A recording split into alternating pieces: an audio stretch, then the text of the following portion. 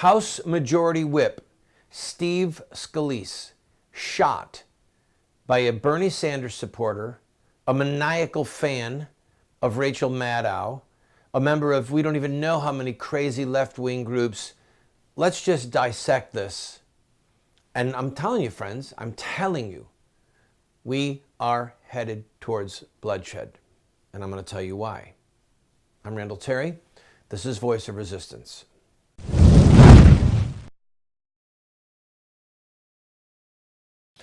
James T. Hodgkinson. That is the name of the 66-year-old dead shooter who tried to murder Congressman Scalise. They were at a baseball game. They were actually at a practice for a fundraiser. House Majority Leader Ryan has, or rather House Speaker Ryan has said that the game will go on tomorrow as scheduled. You are going to be able, and I hope you do, you're going to be able to get all kinds of details from other news sources. What I want to discuss with you in the moments that we have together is the profile of this man, the reaction of people on the left, and where we are headed. Please hear what I'm about to tell you. They have the passion, and we don't. They, the left wing, the anti-Christian, the anti-God, the pro-abortion, pro-homosexual agenda, pro-Islam, that trifecta, if you will, that evil axis of ideological powers. The momentum is with those who, the passion is with those who hold to those godless views.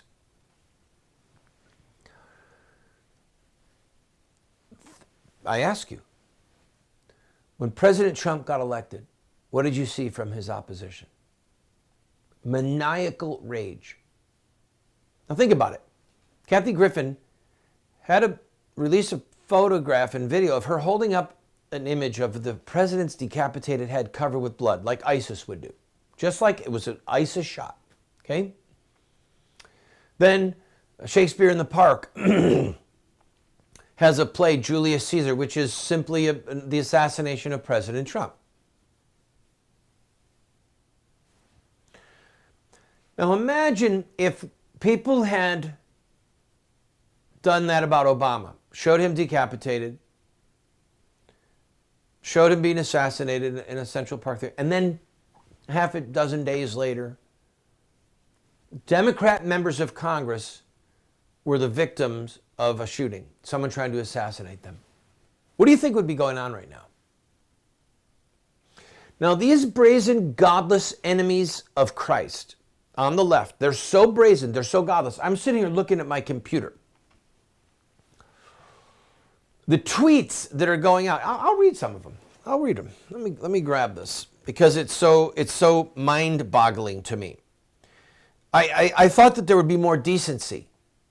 I foolishly thought that, oh, surely this will cause people on the left to ratchet it down.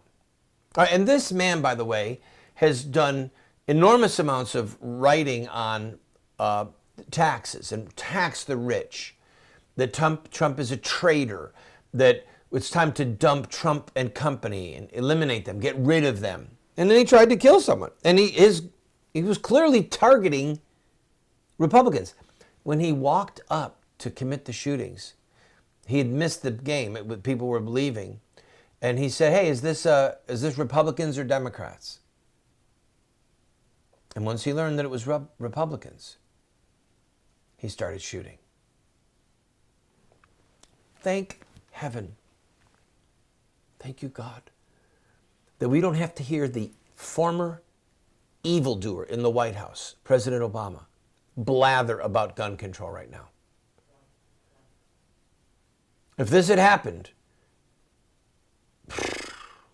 it would have been all about the need for gun control. Thank God we don't have to listen to that fool, that enemy of Christ, that godless enemy of the Constitution, enemy of our Second Amendment, enemy of our right to self-defense, enemy of unborn babies, friend of Islam. Thank God we don't have to listen to him right now.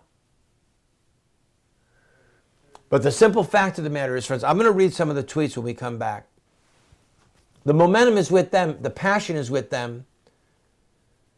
And thank God that there were people armed there. This would be a mass murder scene if it wasn't for the fact that there were armed people there. Do you understand? This is just common sense, friends. There were armed people there who prohibited that man using deadly force, prohibited him from killing the innocent. I'll be right back with some tweets and a couple other critical things. Don't go away.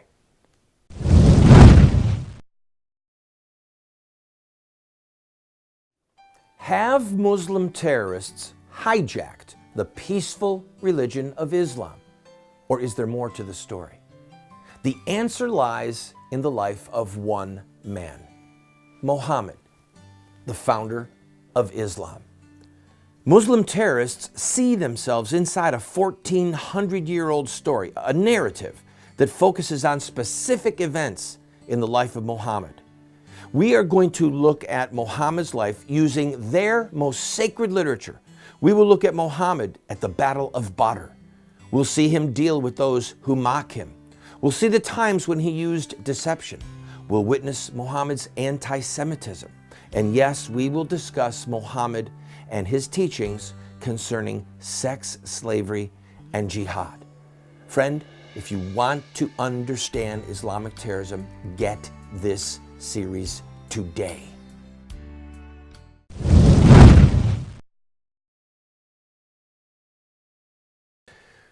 Welcome back, friend. By the way, point of clarity, because Representative Scalise is the House Majority Whip, right? He's a member of the leadership. He has a security detail with him made up of Washington, D.C. police. And that's why he's not dead. It wasn't bystanders and it wasn't civilians. But if they weren't there, armed people weren't there, they'd all be dead. Or at least a lot of them would be dead. So the point I wanted to make is that somebody had the ability to return fire. And most of us don't have a security detail. That's why we need to be able to carry weapons to protect ourselves. So here are some tweets from left-wingers. So Representative Steve Scalise, who once spoke at a white supremacist event sponsored by David Duke, Google it, was shot today in Alexandria. Here is a tweet I made about Rep. Steve Scalise 3 years ago. He calls him a white supremacist. Sanya Gupta, who's a former prosecutor in Louisiana, wrote, before you start dropping to your knees to pray for Steve Scalise, remember that he's a racist piece of excrement and hateful bigot. Well, that KKK blank deserved it. So we just go on. Now I want you to grasp the significance of this, friend, okay? If we were successful today in outlawing child killing or reverting marriage in its legal status in this country, according to the overturning Obergefell, homosexual marriage will never be legal. Child killing will never be legal. They will always be criminal acts, okay? Perversions, deeds in league with hell. If we were to prevail on either of those two fronts, what do you think would happen? What do you think the other side would do? They are passionate for evil. I want you to remember something. The Civil War, which cost 500,000 Americans their life, was started by the South. Now you listen to me, friend, please. Now I won't speak to the friend. I'm going to speak to the enemy. If you support child killing, you're an evildoer, and you are worse than the slaveholders of the South. Now, the slaveholders of the South, before the outbreak of the war and then as the war began, they wrote of slavery as a positive good. Let the full weight of that sink in on you. They wrote of it as a positive good, because black people were not fully human not fully made in the image of God. They were under the judgment of God. They were the race of Ham, Shem, Ham, and Japheth in the scriptures. They were that God wanted the white man's burden to succeed, and that white people would have to rule black people, people of color. They made all these specious arguments, empty, demonic arguments, that slavery was a positive good, and they were willing to kill their fellow Americans to sustain the godless practice of slavery. That's what we have today. You understand, these morons, these demon-possessed people like Charles Oakley, Sonia Gupta, Malcolm Harris, Tariq Nasheed. These are people, these are not left-wing people on welfare, or these are not left-wing people that are hooked on cocaine or something and just, tweeting in a drunken stupor. These are thoughtful people. Their minds are corrupt. Their souls are possessed by evil. But they have a level of credibility in the circles they travel in. And when an assassination is attempted on the House Majority Leader, they don't shrink quietly into the background and say, well, I'm glad he got it. I hate that guy. No, they're bold. They're brazen. They're like the people who started the Civil War. They believe child killing, these people believe child killing is a positive good. They believe that homosexual marriage is a positive good. They believe that Islam is not a threat, that the threat is Christianity, and they would rather side with the people who decapitate the heads of Christians. They'd rather side with that ideology than side with the theology of Christ, because they're evildoers. And they've got passion. And friends, I'm worried about us that we don't.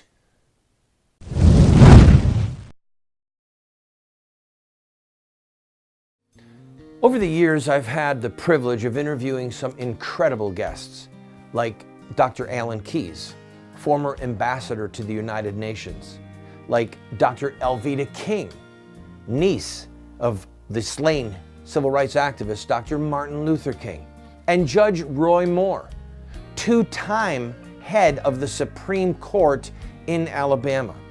These interviews are so powerful, so memorable, and so inspirational. We have decided to make them available to you on 2 DVDs for only a gift of $15. That's it. If you love this ministry, you want to support us, and you want these to show to your family and friends, or just for yourself, to watch at your leisure, get them today. Call 304-289-3700. That's 304-289-3700.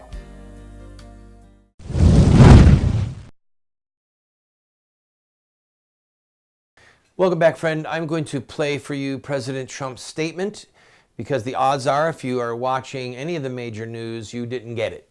Very simple. It's only 4 minutes long. But I want to point out one other thing about James T. Hodgkinson. He was a Rachel Maddow fan. For those of you who don't know, Rachel Maddow is pretty high in the food chain right now on cable news. CNBC, maniacal hater of Donald Trump. She hates Trump, hates the right way, hates me. She's commented on me before, okay? He wrote in one of his long blogs that one of his favorite TV shows is the Rachel Maddow Show. So do the profile. Wants progressive taxes, tax the rich, loves Rachel Maddow, Bernie Sanders supporter, hates Republicans, had a sign against Ronald Reagan. It's a profile, friend. How many of them are out there? How many of them are carrying guns that they want to use against us? How many of them are prepared to resort to violence if we reestablish righteousness and justice in this country? You better be thinking about it. I better be thinking about it. Because these people aren't playing. And because they're evildoers, because they support evil, like slavery of the Deep South or child killing today or any of the things I've discussed, because they're committed to a path of evil, they're not afraid to use evil to sustain evil. That's the point that I was making about the Civil War. Now, here's President Trump's speech. 7 a.m. this morning, a gunman opened fire when members of Congress and their staffs as they were practicing for tomorrow's annual charity baseball game. Authorities are continuing to investigate the crime, and the assailant has now died from his injuries. The FBI is leading the investigation and will continue to provide updates as new information becomes available. Congressman Steve Scalise, a member of House leadership, was shot and badly wounded and is now in stable condition at the hospital, along with two very courageous Capitol Police officers. At least two others were also wounded. Many lives would have been lost if not for the heroic actions of the two Capitol Police officers who took down the gunman despite sustaining gunshot wounds during a very, very brutal assault. Melania and I are grateful for their heroism and praying for the swift recovery of all victims. Congressman Scalise is a friend, and a very good friend. He's a patriot, and he's a fighter. He will recover from this assault. And Steve, I want you to know that you have the prayers not only of the entire city behind you, but of an entire nation and, frankly, the entire world. America is praying for you, and America is praying for all of the victims of this terrible shooting. I spoke with Steve's wife, Jennifer, and I pledged to her our full and absolute support, anything she needs. We're with her and with the entire Scalise family. I have also spoken with Chief Matthew Verderosa.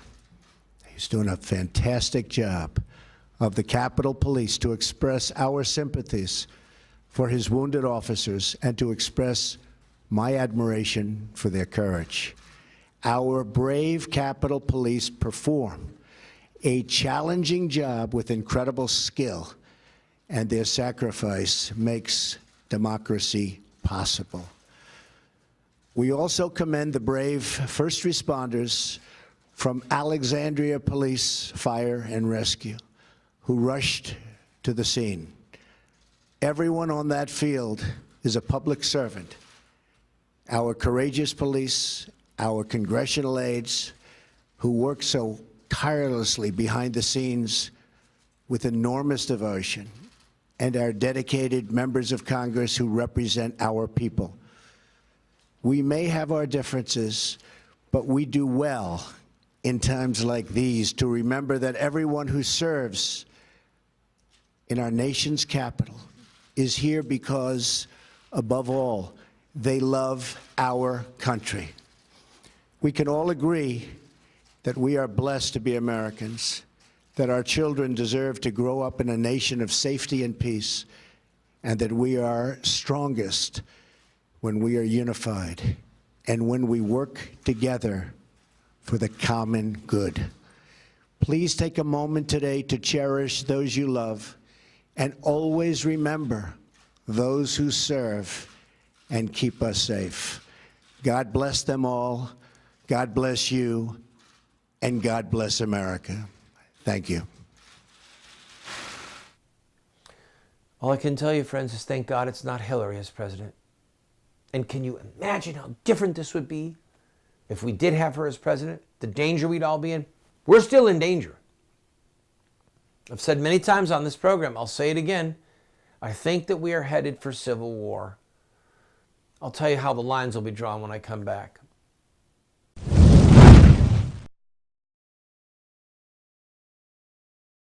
What Would Mohammed Do? Islamic Terrorism Explained is the best movie series documentary ever produced on the life of Mohammed and Islam. How do I know? Because it's what critics are saying.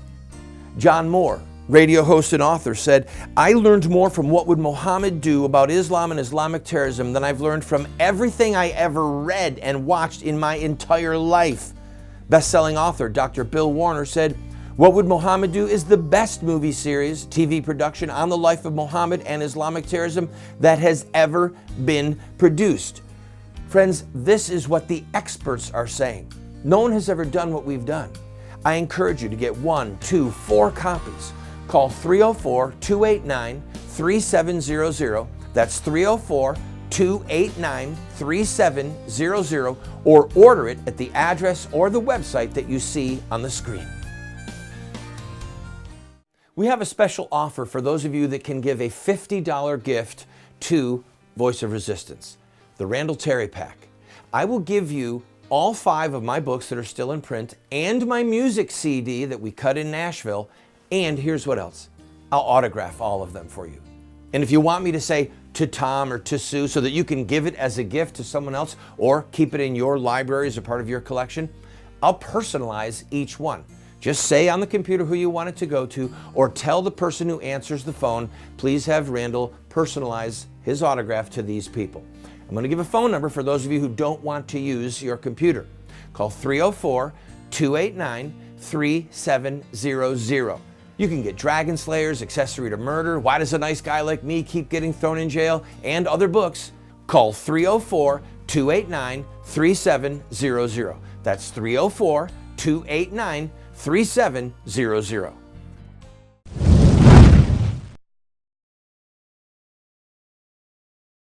They're evildoers. And the sooner that we accept that, the safer we will be. Now, I believe that we are headed for violence. And basically, what we are going to see is it's not going to be like the Civil War that happened in the 1860s. It's not.